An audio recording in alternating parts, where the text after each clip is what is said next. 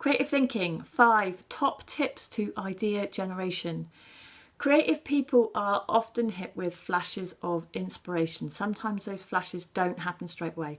Most of the time they happen when you aren't thinking about coming up with a flash of inspiration. A lot of the time my best ideas happen when I'm about to drift off to sleep. And then, yes, you guessed it, come the morning, I've forgotten it. But I know it was the best idea ever. So here's a little tip. Always leave a notebook or a little sketchbook by your bed or in your handbag or coat pocket, and a pen. Don't forget the pen. And then write down these little gems. Even if they don't make much sense at the time, just write them down, because these incoherent thoughts might lead to something or somewhere. In this video, I'm going to chat to you about some ways of starting to think like a designer. This isn't a series of steps that you should take, it's just a bunch of ways to get some ideas flowing, see which ones work for you best. These are also the techniques I use on many design briefs that I'm given, from designing logos to designing an infographic to doing animation. Brainstorming usually consists of a group of people all chatting freely about random ideas that may just spark some great ideas to develop. Brainstorming in a group only works well with people who have a very good connection with each other. Now, I've been in brainstorming meetings and been afraid to speak up sometimes because I've got odd looks with some wacky idea, and that's not what you want from a brainstorming session. Brainstorming needs to be completely open. Now, quite often, as I don't work for a studio anymore, but I'm freelance, the ideas stage starts with me and ends with me, unless I have some creative clients. But you can still brainstorm by yourself. And I usually do this in the form of a spider's web, where words start flowing from one to the next thought.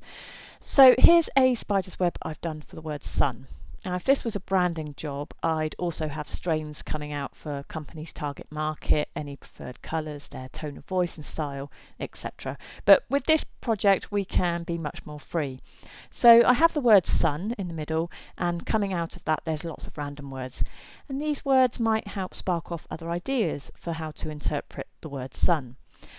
And from one word, you might think of another route to take. For example, I started thinking about the solar system and how our sun is a star. And then that led on to thinking about stars in the forms of celebrities and Hollywood. So one thought can progress to lead to another thought process. So try this with your chosen object and see if it opens up any ideas for you. Share your process in the project gallery and let us know how you find this exercise. I do this with most project briefs I'm given by clients. It's one of my preferred methods of starting to form some ideas. Research. Quite often in design I need to research what I'm designing for. I did an infographic lately about beekeeping, and I know nothing about beekeeping, so whilst I got some good information from my client, I also needed to read up a bit about the subject myself, and that can lead you to other ideas. Just by quickly looking up about the sun on Wikipedia, I can learn about the composition of the sun, the religious aspects of how the sun has been viewed over time. I can see close-up pictures of the sun's surface. All of this could easily spark off some more ideas for ways to illustrate the sun.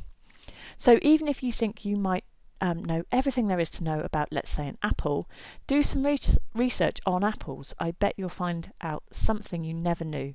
Or you'll read something which sparks an idea of how to interpret an apple in a different way. Questioning.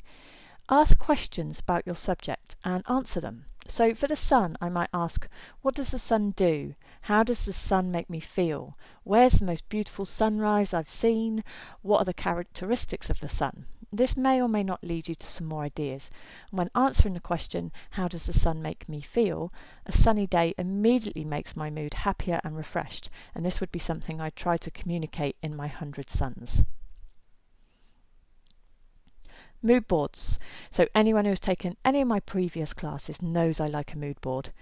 In the Branding Your Creative Business class, I encourage students to create a mood board of their ideal client, for example.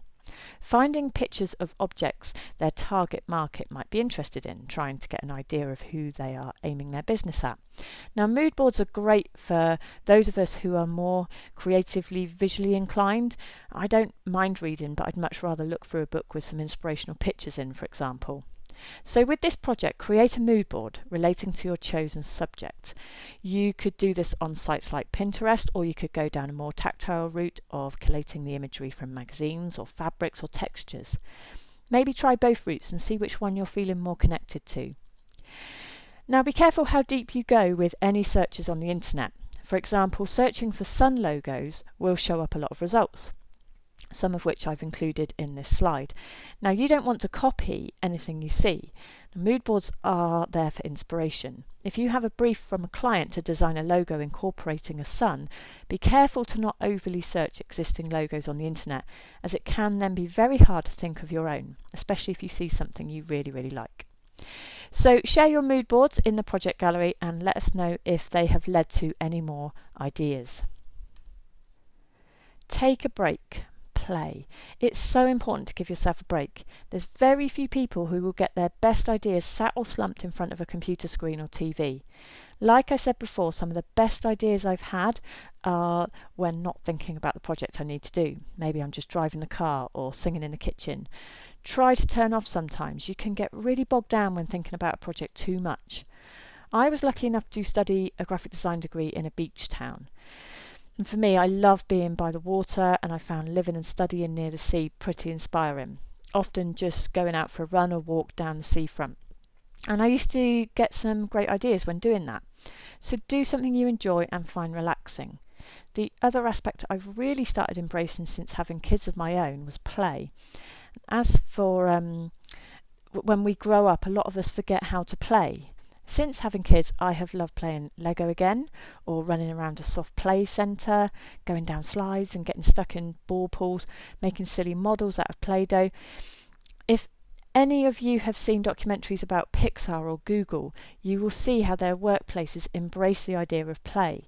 So I want you to really try and let go with this project. You will find you get to a point where the ideas start running out. And at this point, take a break. Go and play with Lego, go for a walk, keep toys on your desk to play with Play-Doh, look at buildings from a different angle, try and act like a kid again and be a bit silly. I have an Etsy shop selling printable items called Miss Printables, and what kicked off this idea was when I was playing with my son and his toy kitchen. All his pretend food boxes were looking a bit tired and squashed, so I thought I could create templates that you reprint whenever you need new ones. So the idea of my Etsy shop was pretty much formed out of playing. Now I want you to try these 5 tips and let us know how you get on in the project gallery. Did some of them work for you more than others? Post up some of your images that you were inspired by using these techniques.